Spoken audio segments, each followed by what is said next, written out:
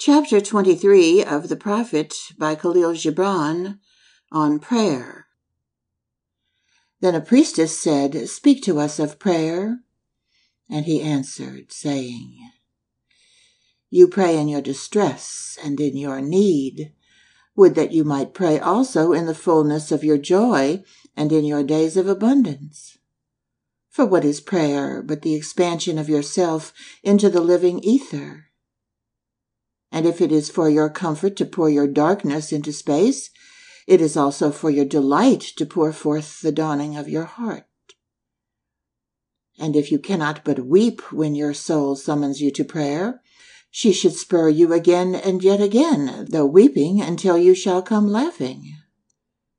When you pray, you rise to meet in the air those who are praying at that very hour, and whom save in prayer you may not meet. Therefore let your visit to that temple invisible be for naught but ecstasy and sweet communion. For if you should enter the temple for no other purpose than asking, you shall not receive. And if you should enter into it to humble yourself, you shall not be lifted.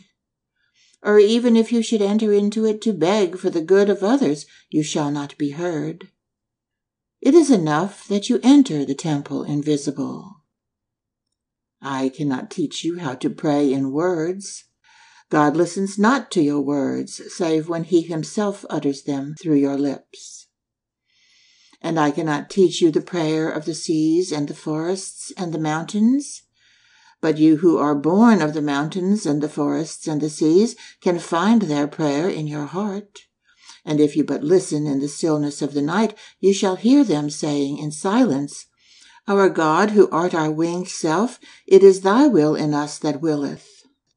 It is thy desire in us that desireth. It is thy urge in us that would turn our nights, which are thine, into days which are thine also. We cannot ask thee for aught, for thou knowest our needs before they are born in us. Thou art our need, and in giving us more of thyself, thou givest us all." End of chapter 23.